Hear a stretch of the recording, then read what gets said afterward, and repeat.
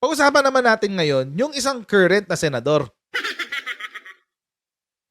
Bakit? Dahil nga dito sa chismis ni Trillanes, kagat na kagat naman dito si Bato de la Rosa. Medyo maaanghang yung binitawan niyang salita dito kay PBBM. In fairness. Ito sabi niya, De la Rosa tells Marcos, be man enough. Tell us if you allowed ICC to enter Philippines. Sinabi ni Bato. Panoorin natin yung balita tungkol dyan. Anyway, bago tayo magtapos, mag-shoutout muna tayo sa mga kaibigan natin sa Sendwave. Kung kayo ay nasa US, UK, Canada, Italy, France, Spain, Ireland, and Belgium, may pwede na kayo magpadala sa Pilipinas gamit ang Sendwave. Download nyo lang ang Sendwave app. Baka na account, labas nyo yung, lagay nyo ba account details nyo dyan. At pwede na kayo magpadala sa GCash, sa mga bangko at iba't ibang mga pawn shop sa bansa. At kapag ginamit nyo pa kayong promo code na Coach Jared, ayan, Coach Jared, ay makakuha kayo ng karagdagan $20 free credit. Ayan, gamitin na si Sendwave for all of your remittance needs. So, game. Handa raw si Senador Ronald De La Rosa na tumulong sa investigasyon at magpa-aresto sa International Criminal Court kaugnay sa war on drugs kung iutos ng gobyerno. Pero bago raw yan, may pakiusap si Bato sa palasyo. Nasa frontline ng balitang yan, si Mayan Los Baños. Pakiusap ko lang, ispangkahan, usapang lalaki. Usapang lalaki. Kung gusto ninyong imbestigahan kami, gusto niyo kaming makulong, din sabihan niyo kami ng harap-harapan. Yan ang hiling ni Senador Bato de la Rosa sa Malacanang sa gitna ng umuugong na balitang nasa Pilipinas na ang mga investigador ng International Criminal Court o ICC para mangalap ng impormasyon sa madugong drug war ng nagdaang administrasyon ni dating Pangulong Rodrigo Duterte. Pinalutang yan ni dating Senador Antonio Trillanes IV nitong weekend. Kaya panawagan ni de la Rosa na siyang dating PNP chief noong kasagsagan ng drug war. Maging tapat sana ang pamahalaan sa impormasyong may kaugnayan sa ICC. Giit pa niya, mamamayan sila ng Pilipinas, kaya may karapatan silang malaman kung ano talaga ang painindigan ng palasyo pagdating sa issue sa ICC. Ang mangyari niya, para tayo sinaksak sa likod niyan. What I Wow, am asking to backstabbing. this government is to be man enough to please tell us what's the real score. Sabihan lang. Wala lang patalikod na transaksyon. Pag sinabihan mo ako noon na at ngayon nagbago yung ihip ng hangin, you are our president, you are our leader. Tell us so that we know what to do. Nauna nang sinabi ni Senator De La Rosa na singtatag raw ng Bato ang pangako ni Pangulong Bongbong Marcos sa kanya noong Nobyembre na hindi pa papasukin ng ICC investigators dito sa Pilipinas. Kung sakaling nagbago raw ang desisyon na yan at pumayag ang palasyo na papasukin dito ang ICC, It will make a validation of the saying that walang forever. Nagbago in the sense na sabi dati ayaw. Ngayon nakapasok na pala at tatapos ng investigation. So, ibig sabihin, nagbago talaga. Ay, nawala kay Trillanes. Totoo yung pinagsasabi ni Antonio Trillanes. ayon din kay De La Rosa, may mga natanggap na rin siyang impormasyon sa posibleng pagpasok ng ICC investigators. Pero hindi raw siya agad naniniwala. Matatandaang sa mahabang panahon, nanindigan si Senator De La Rosa na hindi siya kailanman makikipagtulungan sa ICC sakaling pumasok na ito sa ating bansa para mag-imbestiga. Naniniwala raw kasi ang senador na walang jurisdiction ng ICC sa atin dahil't hindi na tayo miyembro ng nasabing grupo. Totoo naman. Pero sa ngayon, tila nagbago na rin ang ihip ng hangin para kay Senator Bato. Ayon kay Senador De La Rosa, kung totoong pinahintulutan ng ating gobyerno na mag-imbestiga ang ICC kaugnay sa drug war at kung uutusan siya ng Malacanang na tumalima rito, susunod daw siya. Susuko rin daw siya sakaling may arrest warrant. I don't know. Anything can happen under the heat of the sun. Kung mag-cooperate ang gobyerno natin, kung meron silang warrant of arrest, they need the cooperation of this government. Kung papasok sila dito at mag-cooperate ang government, arestuhin kami. Si dating presidential spokesperson Attorney Harry Roque din daw ang tatayong lead counsel ni Senator Bato sakaling kailangan siyang ipagtanggol sa ICC. Pangako rin ni Bato, hindi siya magtatago kung patulungin siya sa ICC probe. Itong ulo ko na ito, makatago ako nito. Manghuhuli tayo dyan. Hindi ako magtatago. Bakit ako magtatago? Bisitahin na lang niyo ako doon sa dahig kung may pamasahe kayo. Nagbabalita mula sa frontline, Mayan Bisitahin Los sa dahig Baños, kung may pamasahe. News 5. Mga Busy tayo sa dahig kung may pamasahe daw sila. Diyos ko naman, Senator Bato. Masyado ka nagpapaniwala sa mga kwento-kwento eh. Ang nakakatawa, mga kotsero, yung pinaniwalaan niyang kwento, yung kay Trillanes. Pinagsalitaan ka na eh. Nakausap mo na yung Pangulo, rektahan, harap-harapan. Ano pang pinoproblema mo?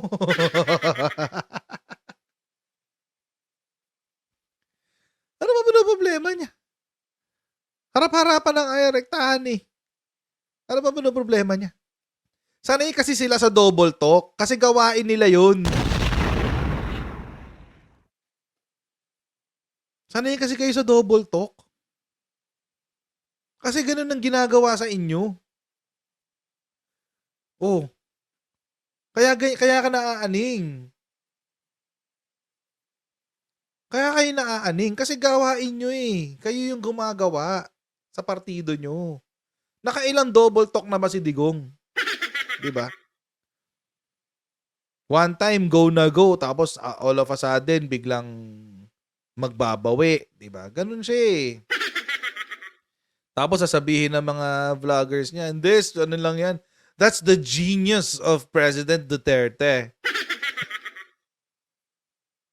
Ibig sabihin, binobola ka na, genius ka pa. Lagya. That's how the strategist works. Oh my ganon.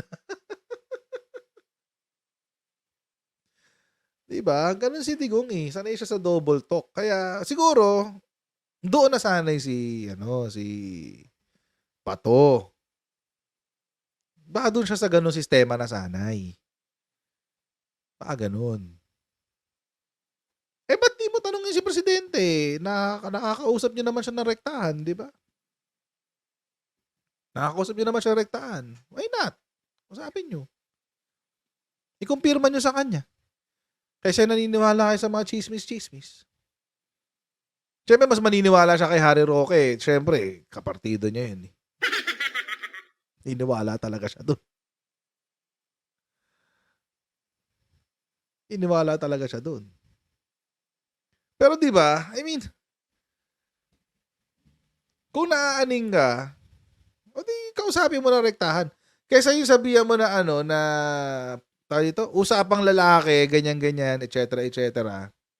Kailangan usapang lalaki ang gawin ni PBBM, ganyan-ganyan. O di magpakalalaki rin kayo, pumunta na kayo doon rekta. 'Di ba? Rektahin niyo na siya. Sabi niya, be man enough daw. Sabi niya kay Presidente. Oh. What's the real score? Sabi niya. Be man enough daw. Pakalalaki daw si Presidente. O ba't din kayo pakalalaki? Rektahin niyo siya. Tanungin niyo. Ano ba? Pinapasok mo ba yung ICC o hindi?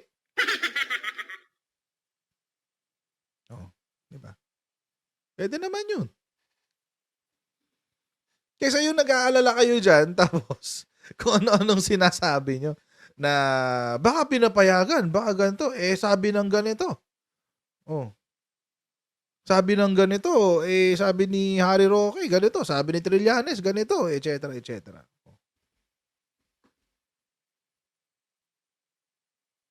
Paano na? Angin, sabi ni Roque, etc., etc. O, ba't yung tanongin si Presidente?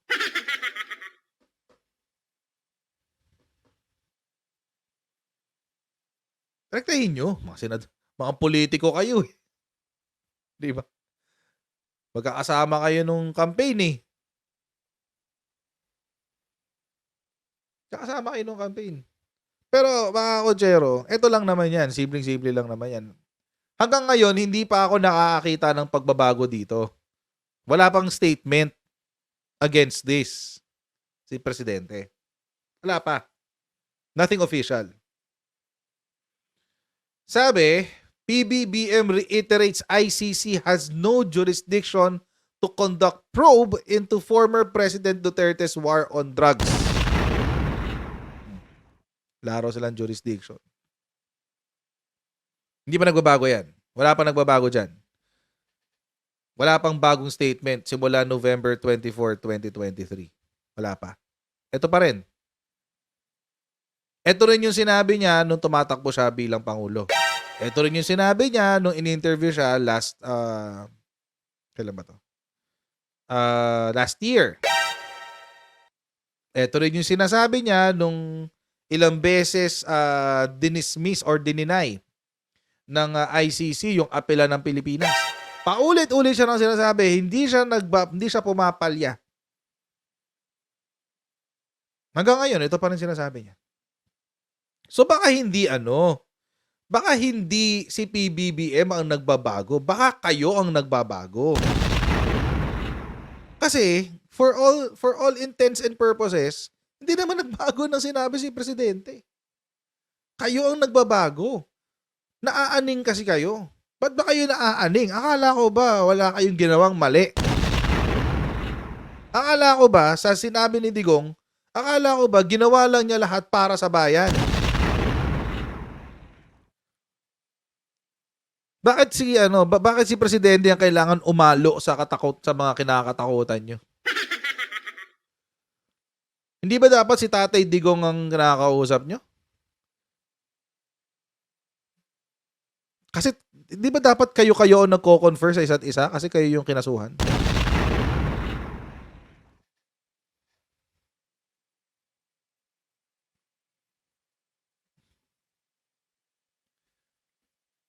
Dapat kay Tatay Digong kayo humihingi ng advice. O, Tatay Digs, ano nang gagawin natin? May nakapasok na ron na ICC. Ano lang isasagot ni Digong dyan? Whatever I did for the good of my country. Okay, kahit pinatay niya lahat ng tao. Hindi ako naniniwala sa sinabi ni Rappler na umabot ng 30,000 yung mga namatay sa war on drugs. Hindi ako naniniwala. Maniniwala ako dun sa official numbers na nilabas ng PNP. 6,000. 5,000 to 6,000. Doon ako maniniwala. Pero, ang dami. Si PBBM nga mas effective yung war on drugs niya pero konti ang patay.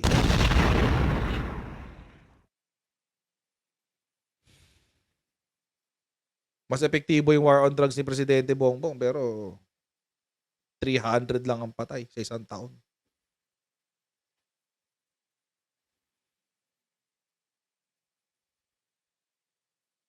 Kumpara mo sa 6,000. That is 1,000 people per year. Tapos sabihin niyo sa akin, bakit ako na-turn off kay Digong? Eto, mga ganyan. Makikita mo yung mga numero, ikaw mismo mata-turn off. Pumalpak siya sa war on drugs. Pumalpak siya sa foreign policy with China. Laking kaibigan, laking investment ng China sa Pilipinas lang dun sa billion-billion na pinangako nila. Ilan lang ang nangyari? 2 tulay. Kaikli-ikli pa. Oh, yung corruption, yung anti-corruption drive niya. Ano nangyari? Ay, Parmali! Lintik na yan. Anti-corruption. Galit ako sa corrupt. O, ba't buhay na buhay yung mga nasa Parmali?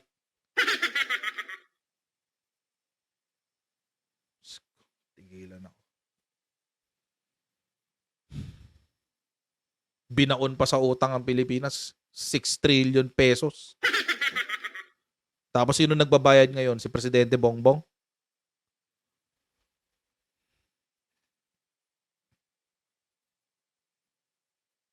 Baka totoo nga. Baka totoo yung change coming. Baka totoo yung change coming. Baka. Tayo pala yung nabudol. Anyway. Naka-turn off Hirap tuloy niya ipagtanggol. Mas mahirap ipagtanggol si Digong sa totoo lang kaysa kay presidente. Totoo lang. No, sakit ba sa tenga mga Balahura supporters? Sakit sa tenga Pero facts 'yan.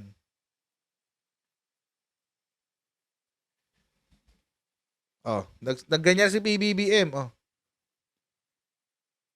Ilang beses na niyan sinasabi 'yan. Nagsalita ang DOJ, sabi kasi kanina nag-iba din daw ng ng ihip ng hangin ng DOJ.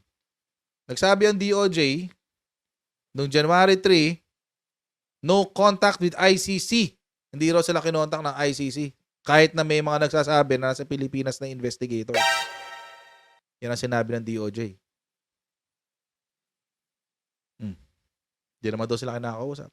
Tapos may nagsabi, papayag na raw ang DOJ ang huling balita. Nabasa ko yung balita na yun, huwag kayo mag-alala. Wait lang. Ito. Hindi na raw pipigilan ng gobyerno sabi ng DOJ. Kung headline lang ang kaya nyong basahin, huwag kayong huwag kayong maipagsabayan sa politika. Kung puro headline lang ang kaya nyo. Basahin nyo yung kanyang sinabi. We're not here to stop them because they're not doing anything illegal. There's nothing wrong with that. Sabi niya, if they're getting statements, they're getting evidence. It's okay. But we have to clarify many issues, especially about procedure.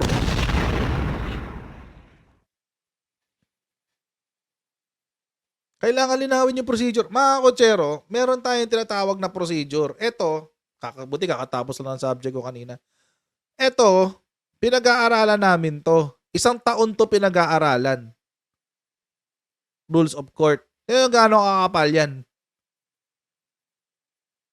Ito yung procedure sa Pilipinas. Kung paano ka maghahabla, paano ka sasagot sa mga habla, paano ka magmo-motion, paano ka hihingi ng TRO. Lahat andito. Tingnan nyo gaano kakapal yan.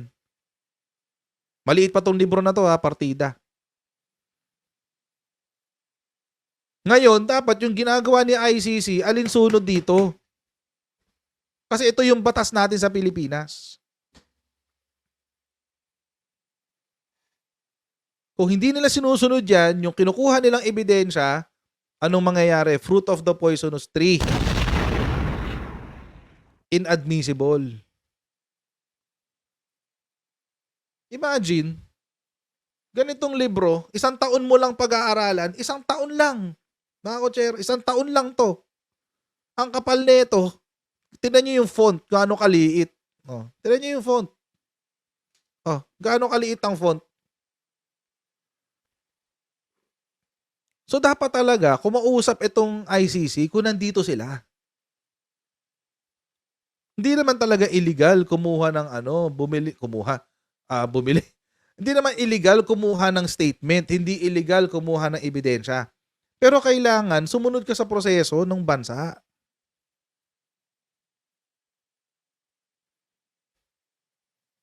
Papayag ang DOJ. O sige, gusto niyo pumasok sa Pilipinas? Mag-iimbestiga kayo?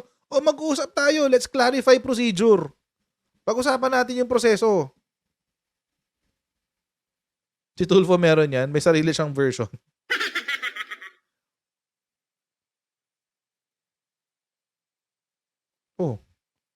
Tama naman.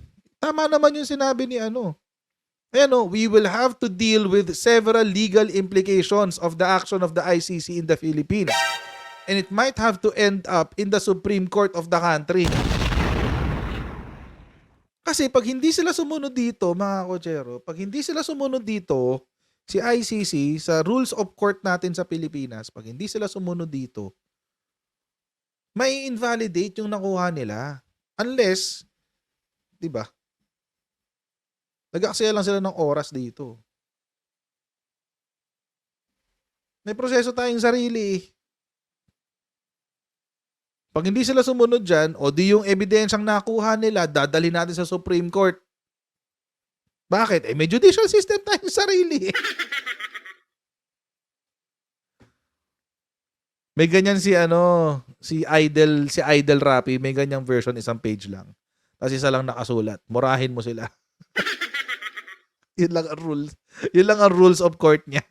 Anong trip ko? Yun lang nakasulat niya. Kung ano yung trip ko, that's the rule.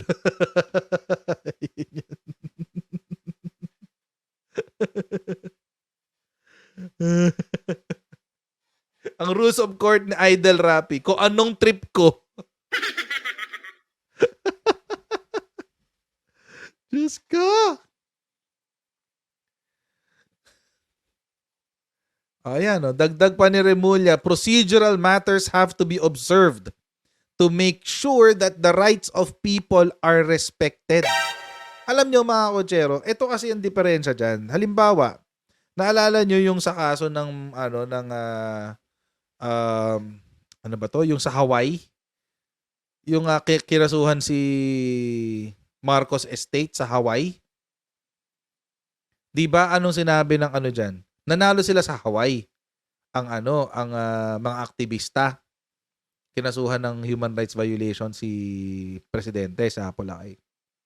Pero ang magbabayad yung estate. Kasi patay na nga si Apolacay. Civil case lang siya. Ano nangyari? Nanalo sila sa Hawaii. Ngayon, etong sila Eta Rosales gusto ng implementation sa Pilipinas. Gusto nila ipa-implement sa Pilipinas. Ano nangyari? Ang nangyari mga kotsero, hindi ma-implement sa Pilipinas. Bakit? Kasi walang jurisdiction ang Korte ng Amerika dito sa Pilipinas. Jurisdiction, mga kotsero, in simple words, is the authority of the court to hear, decide, and implement the decision of a case. Yun po ang jurisdiction. Kaya nga kailangan, bago ka maghabla ng kaso, kapag ikaw naghahabla ng kaso, yung abogado mo sinisigurado na yung korte ay may jurisdiction sa pagkatao mo at doon sa kaso. Kasi ang ibig sabihin nga ng jurisdiction may kapangyarihan ka na dinggin, magdesisyon at i-implement ang desisyon ng kaso. Yun ang jurisdiction. Yun ang sinabi ng ating Court of Appeals sa grupo ni Eta Rosales. Walang jurisdiction ng Amerika sa Pilipinas. Hindi pwedeng implement dito yan. Una. Pangalawa, anong sinabi ng Court of Appeal sa Pilipinas? Hindi rin pwedeng implement yan. Bakit? Kasi hindi sumunod sa due process. Ano yung due process na hinihingi ng ating Court of Appeals? Ang sabi ng Court of Appeals, dapat itong 10,000 na naghabla laban kay Apolacay, laban kay President Ferdinand Edralin Marcos, ay nabigyan ng pagkakataon na harapin ang kanilang nirereklamo. Harapin siya. Isa-isa. Hindi pwede ang class suit. Pangalawa, ang sabi pa ng Court of Appeals, hindi rin pwede na hindi bibigyan ng pagkakataon na sumagot ang partido ng mga Marcos sa bawat kaso na ihaharap sa kanila. Bakit daw ganun? Kasi magkakaroon ng ano ba sinabi ng Court of Appeals noon? Hindi magiging patas ang parusa, ang penalty na maibibigay sa kanila. Bakit? Kasi iba kasi yung nabugbog sa namatayan.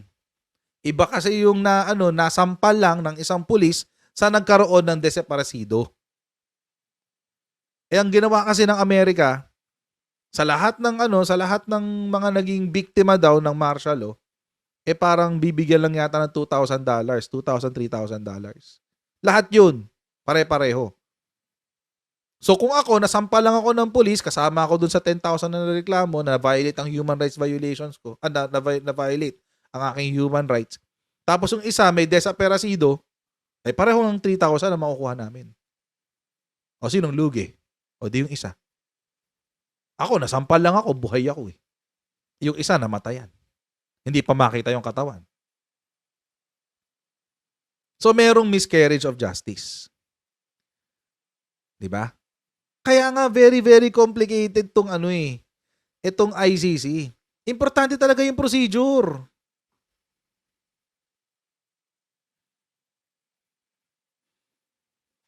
Pero ang problema dito sa grupo nila Bato, naaning sila. Ba't kayo naaaning? Ba't hindi nyo kausapin rekta si Presidente? Tapos sasabihin nyo, magpakalalaki ka.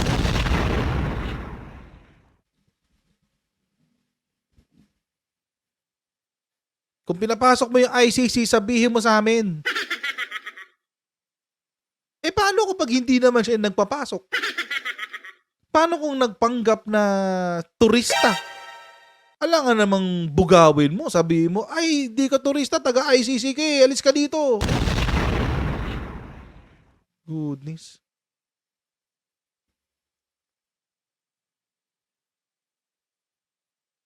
Kung may nakapasok man at hindi alam ng DOJ, pwede may problema ka na agad sa procedure.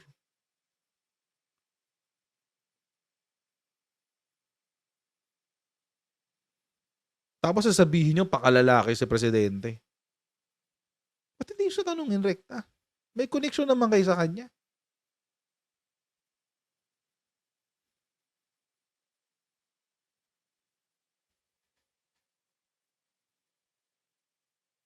So, mga kotsero, hindi ko alam kung bakit. Kung meron mang nag-iba ng hangin, hindi si PBBM yun. Sila yung nag-iiba ng hangin. Dati, kampante sila eh. O, chill lang kami dito, etc. etc. Chill-chill lang kami, walang mangyayari sa amin, etc. etc. Ganon, chill-chill lang sila dati. Eh ngayon, iba na yung kwento. Iba na yung kwento ngayon. Nagbago sila. Bakit? Kasi feeling nila hindi na nila kakampi si Presidente. Nagpapadala kasi kayo sa politika. O, kasi magkaaway si Martin at si Sara. Kaya feeling nyo ngayon hindi kayo protektado ng Pangulo. Eh ba't kasi kayo doon umaasa? Akala ko ba mga inosente kayo? Kung inosente kayo, wala kayong kakatakot. Sure ako dyan. Sure ako dyan.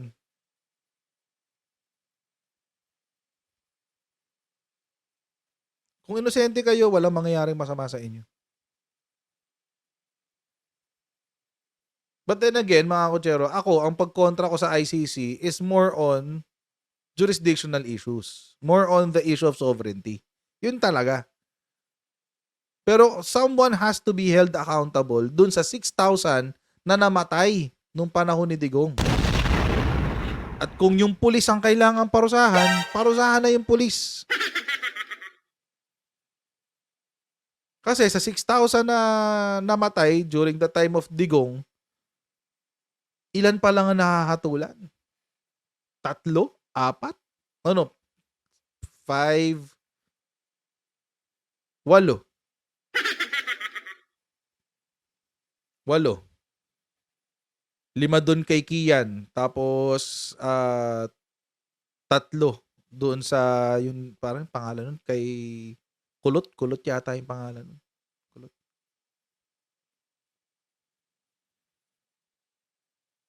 Hmm. 3 pala. Ba't kasi hindi noon inasikaso? Noon nakaupo pa sila. Ba't hinayaan nila? 6,000 yung patay guys. Tandaan nyo, 6,000 yung patay. Yun yung official count. 6,000. Sabihin natin yun talaga yun ang laban. Kasi hindi ko isasama dyan yung mga hindi ko isasama dyan yung mga tawag doon, yung mga riding in tandem. Kasi maraming pwedeng maraming pwedeng source yun eh. Pwedeng nakaaway lang sa kalsada o di ba? Hindi mo pwedeng yun sa war on drugs, yung vigilante. Hindi pwedeng sa war on drugs lang yun. Pero, doon sa official number, 6,000, napakarami nun. Wala kayong gagawin doon?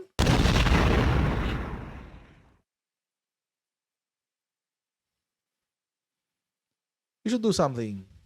At the very least, para magka-hostisya yung 6,000 na namatay. 6,000 yung namatay, 8 pa lang napapakulong nyo. Dito kasi kayo magkaso sa Pilipinas. Ito naman, on the other hand, sa mga nagkakaso sa ICC, wag kasi kayo magkaso sa ICC. Kasuhan nyo na si Digong sa Pilipinas. Meron naman tayong batas laban sa genocide at human rights violations eh. Kasuhan nyo na dito. Total naman, kiniklaim nyo, siya yung punot dulo niyan.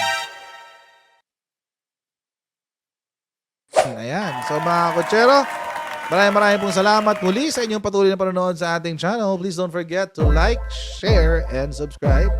And I'll see all of you in our next Coach Janet Live. See you next time, guys. God bless. Bye.